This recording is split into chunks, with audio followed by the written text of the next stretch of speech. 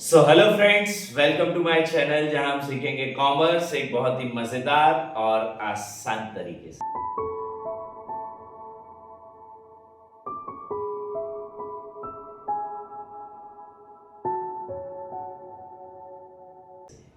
अभी मैं कंप्लीट कर रहा हूं आपकी 12th क्लास की पूरे टॉपिक्स की सीरीज, जिसमें हम कंप्लीट करेंगे, कवर करेंगे हमारे तीनों subjects which is accountancy, economics and business studies.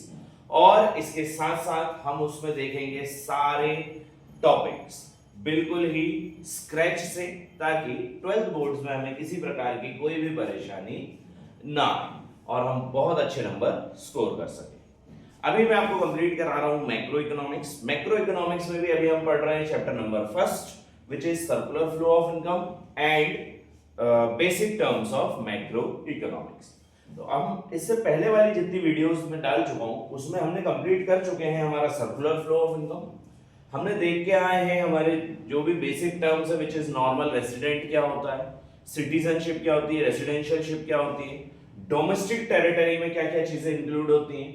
उसके अलावा हमने देखा ट्रांसफर इनकम, फैक्टर इनकम क्या होती है, फाइनल गुड्स, इंटरमीडिएट गुड्स क्या होते हैं। ये सारे टॉपिक्स हमने लगभग कंप्लीट करके आए, बहुत अच्छे से कंप्लीट करके आए, बिल्कुल ही बेस से।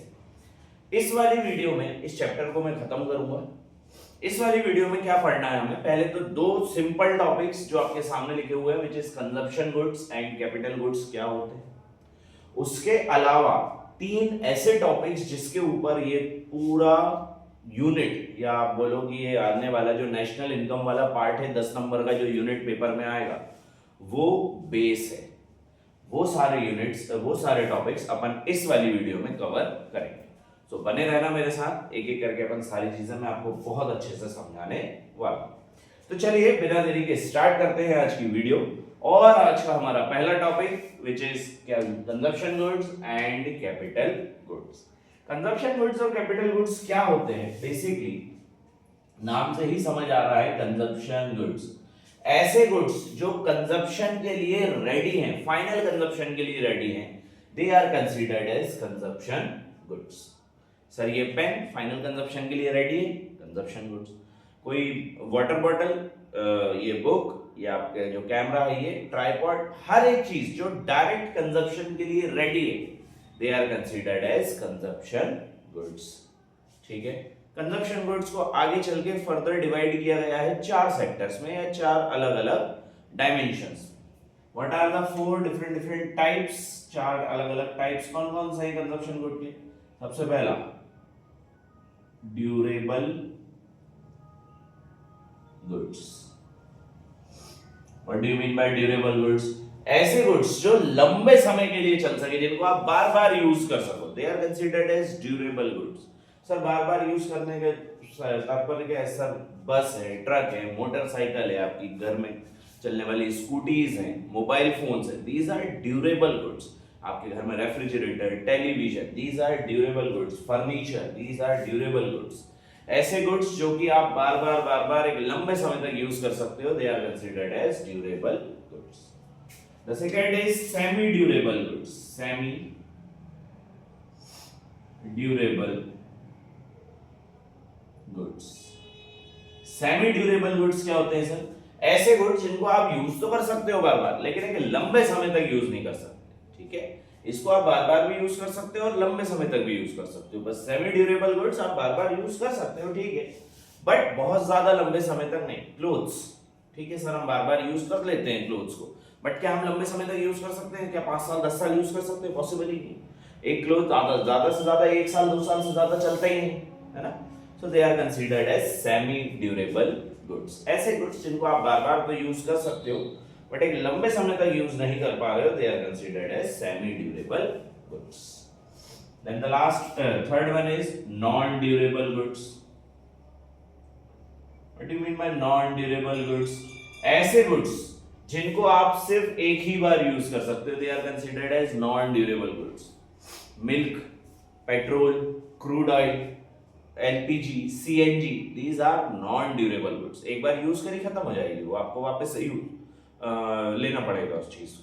नॉन ड्यूरेबल गुड्स, तो ऐसे गुड्स जिनको आप बार बार यूज नहीं कर सकते, सिंगल टाइम यूज कर सकते हो, non durable goods. And the last one is services. Services क्या होती है? Services are non materialistic goods, जिनको आप सिर्फ फील कर सकते हो, आप उनको देख नहीं सकते। मैं आपको पढ़ा रहा हूं, this is a service, non materialistic good है। आप मेरी पढ़ाई को महसूस कर सकते हो, समझ सकते हो, फील कर सकते हो, बट आप इसको देख नहीं सकते। ऐसा है क्या कि मेरे मुंह से भाई बहुत सारे शब्द निकल रहे हैं और आपके माथे पे जाके गिरते जा रहे हैं? पॉसिबल ही नहीं है ना। So these are non materialistic goods, they are considered as services. तो कंजप्शन गुड कितने प्रकार के होते हैं? कंजप्शन गुड 4 प्रकार के होते हैं sir, durable, semi durable, non durable and services. Durable goods जिनको आप लंबे समय तक बार बार यूज कर सकते हो, ड्यूरेबल गुड्स। ऐसे गुड्स जिनको आप यूज तो कर सकते हो बार बार, लेकिन लंबे समय तक यूज नहीं कर सकते, they are considered as semi durable. जिनको आप सिर्फ वन टाइम यूज कर सकते हो, नॉन ड्यूरेबल। और नॉन मटेरियलिस्टिक गुड्स को आप क्या बोलते हो? सर्विसेज बोलते हो। जिनको आप सिर्फ महसूस कर सकते हो, देख या छू नहीं सकते, they are considered as services. तो समझ आया कंजप्शन गुड्स क्या होते हैं? Consumption goods are those goods जो डायरेक्ट कंजप्शन के लिए रेडी है कंज्यूमर के, they are considered as consumption goods. Consumption goods 4 प्रकार के होते हैं सर, हमने चारों टाइप देख लिए। अब आते हैं कैपिटल गुड पर। कैपिटल गुड्स क्या होते हैं? Capital goods are those goods which help to produce consumption goods. ऐसे गुड्स जो कंजप्शन गुड्स बनाने में हेल्प करते हैं, they are considered as capital goods. Sir जैसे मशीन्स, टूल्स, है ना, these are the examples of capital goods। ऐसे गुड्स जो दूसरे गुड्स को बनाने में हेल्प करें, प्लस जिनमें बहुत ज्यादा कैपिटल इंक्लूज हो, they are considered as capital goods. आ गई बात समझ में? बहुत अच्छे से, सिंपल सा टॉपिक था, कोई बहुत ज्यादा बड़ा और बहुत ज्यादा खास टॉपिक था नहीं ये, है ना। अब जो लेकिन इसके बाद वाली जो स्लाइड्स आएंगी, they are the most important topics of whole unit. फिर से बोल रहा हूं, सिर्फ चैप्टर नहीं, पूरे यूनिट की सबसे बेहतरीन और सबसे इंपॉर्टेंट टॉपिक्स हैं। तो बने रहो, देखते हैं नेक्स्ट वाले topic which is gross net investment, gross investment depreciation. फिर देखेंगे एनएफआईए, एनआईटी और एमपीएफसी एंड डोमेस्टिक एंड नेशनल। तो चलिए नेक्स्ट वाली टॉपिक हमारे नेक्स्ट वाली स्लाइड के साथ चालू करते हैं। चलिए तो नेक्स्ट टॉपिक यूज स्टार्ट करते हैं हमारा, which is gross investment, net investment. और ग्रॉस से नेट इन्वेस्टमेंट में जाने के लिए या नेट इन्वेस्टमेंट में से ग्रॉस इन्वेस्टमेंट में जाने के लिए डेप्रिसिएशन का कैसे यूज होता है और ये पूरा टॉपिक है क्या। तो बेसिकली बेटा इसके बाद वाला जो मैं टॉपिक आपको पढ़ाऊंगा, इसके बाद वाली जो वीडियो डालूंगा इकोनॉमिक्स की, it is national income. National income का वो टॉपिक है पूरा। नेशनल इनकम में मैं क्या क्या बताऊंगा, नेशनल इनकम में मैं आपको समझाऊंगा या पूरी तरीके से कंप्लीट कराऊंगा कि नेशनल इनकम होती क्या है और उसके एग्रीगेट्स क्या क्या है। ठीक है, तो सर कितने एग्रीगेट है नेशनल इनकम के? तो there are 8 aggregates of national income. अभी तक हमने 12th क्लास तक या 11th क्लास तक नेशनल इनकम क्या पढ़ते आए डायरेक्टली कि sir GDP is equals to national income. कहीं ना कहीं जो कि बार बार न्यूज चैनल्स में, बुक्स में, आम बातचीत में हम लोग ये देखते हैं कि सर जीडीपी बढ़ गई देश की, जीडीपी कम हो गई देश की, जीडीपी के साथ ऐसा हो गया, जीडीपी के साथ वैसा हो गया, है ना। तो हम इस टाइप के देखते हैं, but in reality GDP is not considered as national income. National income is NNP. NNP-FC is considered as national income. Sir ये NNP-FC है क्या? ये मैं आगे वाली वीडियो में बहुत विस्तार से समझाऊंगा आठ जी। बट अभी फिलहाल में ये समझो कि ये NNP-FC जो है इस टाइप के 8 एग्रीगेट होते हैं हमारे पास। ठीक है, कैसे? सर 4 तो हो जाते हैं ग्रॉस के और 4 हो जाते हैं नेट के। ठीक है, क्या? GDP MP, GNP MP, GDP FC, GNP FC, ऐसे NNP FC, NDP FC, NNP MP और एनडीपी एमपी। सर इस टाइप से हमारे पास 8 एग्रीगेट्स हैं। अब वो 4 ग्रॉस के 4 नेट के मान लो, 4 डोमेस्टिक के या 4 नेशनल के मान लो, 4 एमपी के और 4 एफसी के मान लो। वटेवर जैसे भी बांटना हो आप बांट सकते हो, लेकिन वो 4-4 की कैटेगरी में बढ़ते हैं। अब हमने 4 ग्रॉस और 4 नेट में डिवाइड कर लिए उनको। ठीक है, और नेशनल इनकम की जब मैं आपको मेथड सिखाऊंगा which is value added method या इनकम मेथड या और भी जो भी दूसरी मेथड है, एक्सपेंडिचर मेथड है, तो उनसे अलग अलग चीजें निकलती है। जैसे ज्यादातर जो निकलता है वो निकलता है जीडीपी एमपी। एक में निकलता है एनडीपीएमपी, कम गया, एनडीपीएफसी, ये निकलता है। तो दो मेथड से तो ये निकलेगा, वैल्यू एडेड मेथड से और एक्सपेंडिचर मेथड से, दोनों मेथड से ये टॉपिक निकलेगा, इनकम मेथड से ये निकलेगा।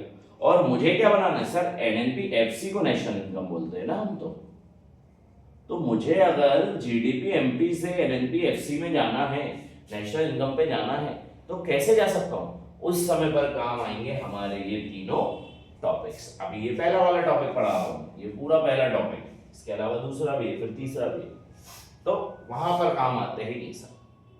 ठीक है, अभी इस पे इतना ज्यादा ध्यान नहीं देना कि ये सर ने क्या लिखा है, ये नेक्स्ट वाली वीडियो में, नेक्स्ट वाले चैप्टर में हम बहुत अच्छे से पढ़ने वाले हैं।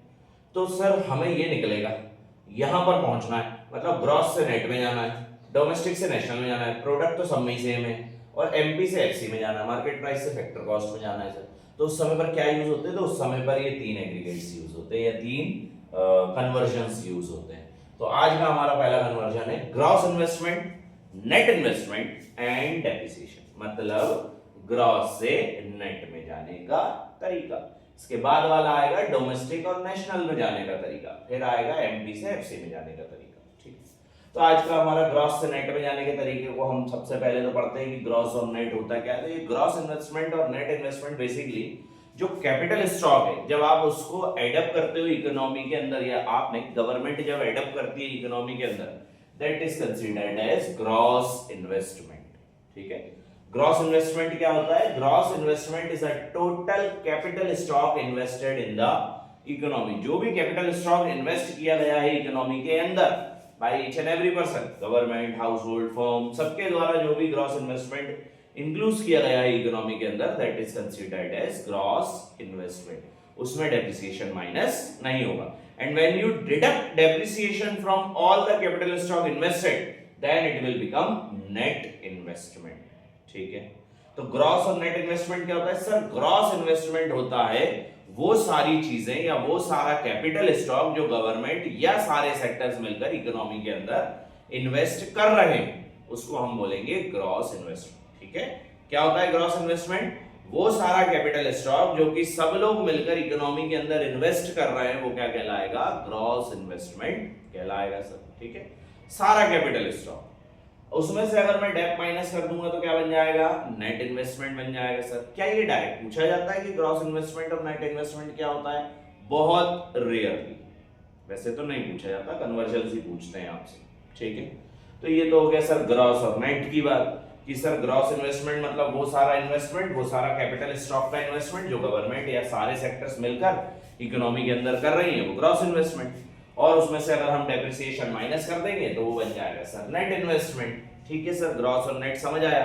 अब ग्रॉस से नेट में जाने के लिए क्या यूज होता है? तो सर डेप्रिसिएशन यूज होता है। कैपिटल स्टॉक का मतलब क्या है? कैपिटल स्टॉक का मतलब है कि जैसे कई बार क्या होता है कि जैसे गवर्नमेंट ने कैसे कैपिटल स्टॉक इन्वेस्ट करा भैया इकोनॉमी के अंदर? गवर्नमेंट ने रोड बनवाई, डैम्स बनवाए, हॉस्पिटल्स बनवाए, अलग अलग डिफरेंट तरीके की भाई पॉलिसीज लाई, कई प्रकार के उनमें कई सारे ऑर्गेनाइजेशन बनवाए, health care organisation, educational organisation, इस टाइप की चीजें बनवाई गवर्नमेंट ने। अब ये चीजें जब उन्होंने गवर्नमेंट ने बनवाई तो उसमें कुछ पैसा इन्वेस्ट हुआ होगा इकोनॉमी के अंदर, उस पैसे को क्या बोलोगे? Gross investment by the government. उसमें से जब आप डेप्रिसिएशन माइनस करोगे, जो डैम आज बना हुआ है क्या वो सालों साल उसी कीमत पर रहेगा? भाई उसकी कीमत कम होगी ना, ये तो अपन पढ़ के आए हैं कि हर एक फिक्स एसेट जो होता है उसकी कीमत क्या होती है? कम होती है समय के साथ साथ। तो वो जो पैसा कम होगा उसको डेप्रिसिएशन बोलेंगे। और जो आखिरी में नेट अमाउंट बचेगा, जैसे कि भाई 1000 करोड़ रुपए गवर्नमेंट ने इन्वेस्ट करे थे, उसमें 100 करोड़ डेप्रिसिएशन लग गया, तो जो 900 करोड़ बचे, जो 900 करोड़ क्या कहलाएगा? Net investment. 1000 करोड़ जो गवर्नमेंट ने इन्वेस्ट करे थे वो क्या कहलाएगा? Gross investment. और जो 100 करोड़ कम हो गए साल भर में due to wear and tear और नॉर्मल पैसेज ऑफ टाइम, तो वो क्या कहलाएगा? डेप्रिसिएशन कहलाएगा। आ गई बात समझ में? तो डेप्रिसिएशन, ग्रॉस इन्वेस्टमेंट और नेट इन्वेस्टमेंट क्या होता है ये समझ आया। डेप्रिसिएशन आपने 11th क्लास में ऑलरेडी पढ़ के आए हो। It is a normal reduction in the value of fixed assets और reduction in the value of fixed assets. जो भी रिडक्शन हो रहा है फिक्स्ड एसेट्स की वैल्यू में due to normal wear and tear and passage of time. Normal wear and tear की वजह से या पैसेज ऑफ टाइम की वजह से अगर कोई भी पैसा कम हो रहा है, कोई भी इन्वेस्टमेंट या कोई भी एसेट की वैल्यू कम हो रही है उसको हम डेप्रिसिएशन बोलते हैं। और ग्रॉस से नेट या नेट से ग्रॉस में जाने के लिए डेप्रिसिएशन कैसे यूज होता है, तो ये लिखा हुआ है। अगर मुझे ग्रॉस से नेट में जाना है तो ग्रॉस से नेट में जाने के लिए डेप्रिसिएशन माइनस, ऐसे ही सेम नेट से ग्रॉस में जाना है तो डेप्रिसिएशन प्लस।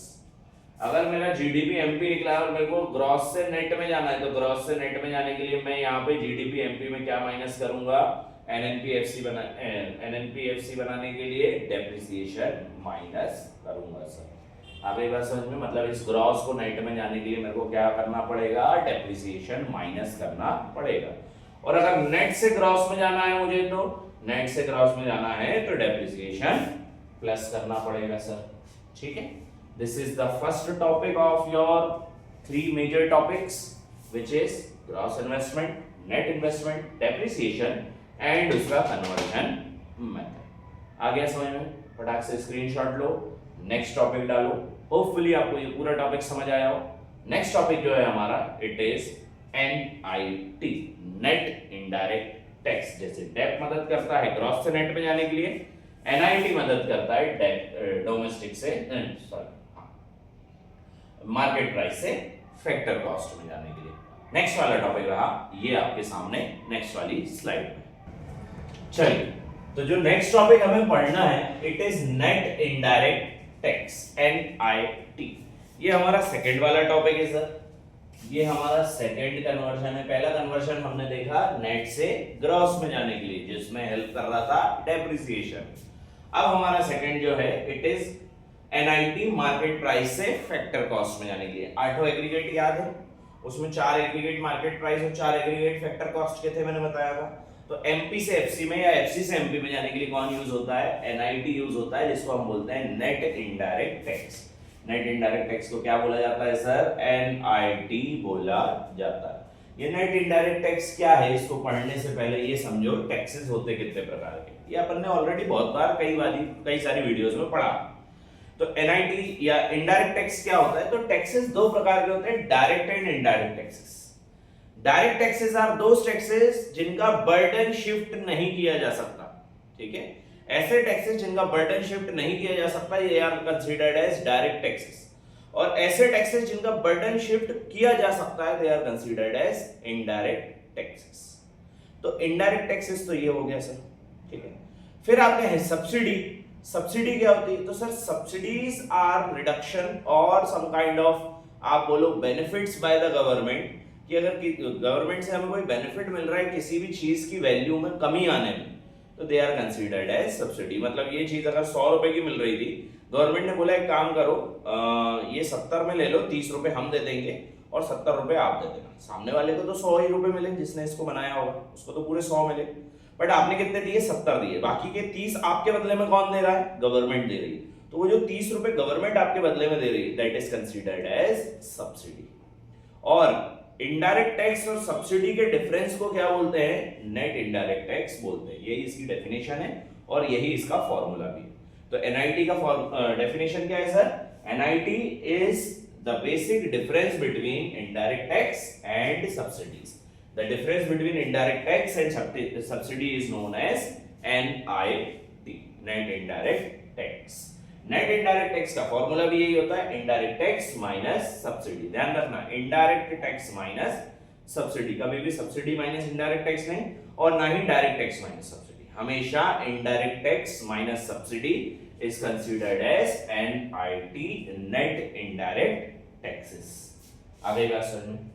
अब ये फॉर्मूला देख के मेरे को एक चीज याद आ गई पुराने वाले टॉपिक की, जहां भी आपने डेप्रिसिएशन लिखा हुआ है वहां पर इस चीज को और लिख लेना। डेप्रिसिएशन जो है वो डायरेक्ट दिया रहता है 99% क्वेश्चन। बहुत रेयरली ऐसे क्वेश्चन आते हैं कि डेप्रिसिएशन निकालने को बोले हमसे। लगभग 99% क्वेश्चंस में डेप्रिसिएशन डायरेक्ट दिया रहता है। अभी मैंने बोला जैसे कि नेक्स्ट वाली वीडियोस में अपन जब न्यूमेरिकल स्टार्ट करेंगे तो उसमें मैं समझाऊंगा ये टॉपिक। बट हमेशा ध्यान रखना बेटा कि जब वो वाली जो टॉपिक्स आते हैं डेप्रिसिएशन वाले, तो हमेशा जरूरी नहीं है कि डेप्रिसिएशन का नाम हमेशा डेप के ही नाम से दिया जाए, डेप्रिसिएशन के ही नाम से दिया जाए। तो डेप्रिसिएशन के कोई दूसरे नाम भी होते हैं, कई सारे दूसरे नाम उसके, जैसे कंजप्शन ऑफ फिक्स्ड कैपिटल। पहला कंजप्शन ऑफ फिक्स्ड कैपिटल, ये भी है। दूसरा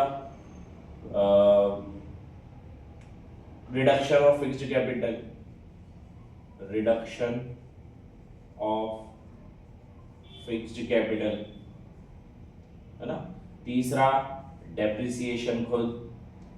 चौथा एक और टॉपिक है, मेरे को याद नहीं आ रहा है, which is I think consumption of fixed capital, reduction of fixed capital, depreciation and इसके अलावा कैपिटल कंजप्शन अलाउंस। हाँ, क्या कैपिटल कंजप्शन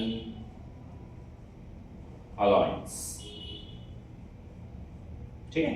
तो इस तरीके के नाम आ सकते हैं वहां पे डेप में।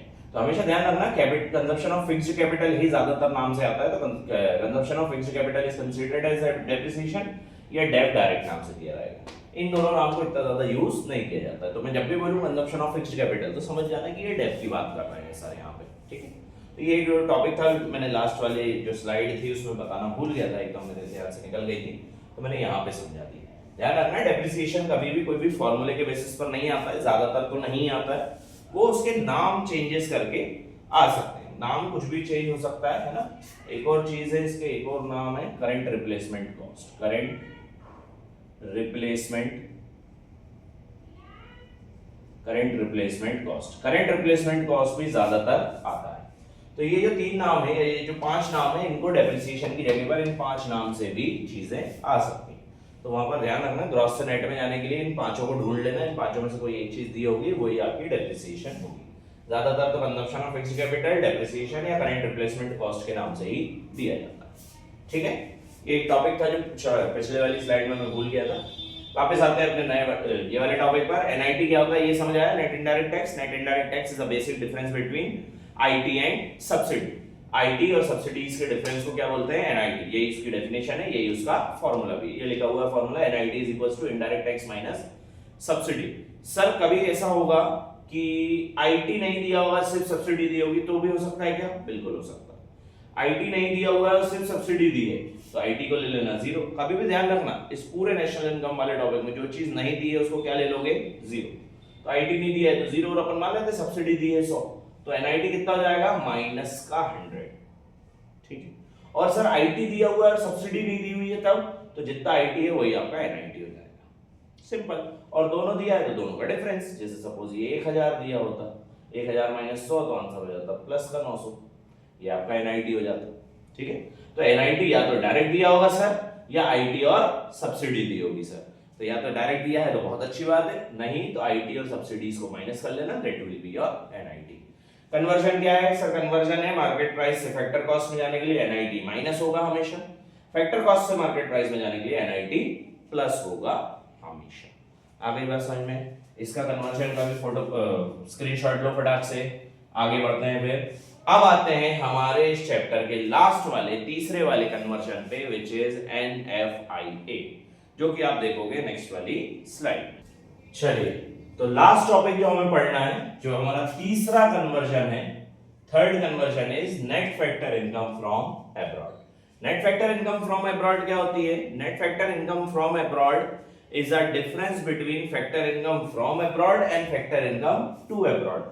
वो सारा पैसा जो आपने बाहर विदेश में दिया है प्लस वो सारा पैसा जो आपको विदेश से मिला है, उन दोनों का डिफरेंस क्या बोलते हैं? एनएफआईए बोलते हैं सर। एनएफआईए का फॉर्मूला क्या होता है? एनएफआईए का फॉर्मूला होता है factor income from abroad minus factor income to abroad. हमेशा ध्यान रखना, फ्रॉम से टू, हम कभी भी टू से फ्रॉम नहीं। या उसको और आसानी से समझना हो तो FIFA minus FITA, factor income from abroad minus factor income to abroad. FIFA minus FITA is considered as NFIA. ये भी एनआईटी के जैसे, या तो डायरेक्ट दिया हुआ है NFIA factor income from abroad, तो फैक्टर इनकम फ्रॉम अब्रॉड दिया हुआ है, मतलब समझ जाना एनएफआईए डायरेक्ट दिया है। और एनएफआईए डायरेक्ट नहीं दिया है तो क्या दिया होगा सर? फीफा फीटा दिया होगा। फीफा फीटा मतलब फैक्टर इनकम फ्रॉम अब्रॉड और factor income to abroad given होगा, दोनों का डिफरेंस निकालेंगे, वो हो जाएगा एनएफआईए। इसका ना कोई दूसरा नाम, ना कोई दूसरा निकालने का तरीका। सर एनएफआईए का कुछ वो है क्या कि एनएफआईए पॉजिटिव, नेगेटिव और जीरो, दो तीनों हो सकता है? Yes, NFIA can be positive, NFIA can be negative, NFIA can be zero, तीनों हो सकता है एनएफआईए, ठीक है। विदेश में ज्यादा पैसा भेजा, कम पैसा मिला, नेगेटिव। विदेश में जितना पैसा भेजा उतना ही पैसा मिला, जीरो। और विदेश से पैसा ज्यादा मिला लेकिन भेजा कम, it is known as positive. ठीक है। एनएफआईए काम कहां आता है? एनएफआईए काम आता है सर नेशनल से डोमेस्टिक में जाने के लिए। नेशनल से अगर डोमेस्टिक में जाना है तो एनएफआईए को मैं माइनस करूंगा, डोमेस्टिक से नेशनल में जाना है तो एनएफआईए को मैं प्लस करूंगा। ये हो गया आपका तीसरा वाला कन्वर्जन। लिख लो इसको भी, ये वाला फॉर्मूला लिख लो, ये वाला कन्वर्जन लिख लो, और एनएफआईए क्या होता है ये आप आपके मन से नोट बनाकर डालिए। ठीक है। सो ये होते हैं हमारे 3 कन्वर्जंस यहाँ पर खत्म। बहुत अच्छे से जितना मेरे से बना मैंने इसको पूरा एलैबोरेट करके समझाया है। और भी अगर आपकी इच्छा है तो मैं इसके ऊपर एक अलग से पूरी एक बड़ी वीडियो बना दूंगा, ठीक है, अराउंड 1 घंटे की, जिसमें मैं आपको सारे टॉपिक्स बहुत विस्तार से समझा दूंगा। अगर ऐसा करना है तो प्लीज डू कमेंट।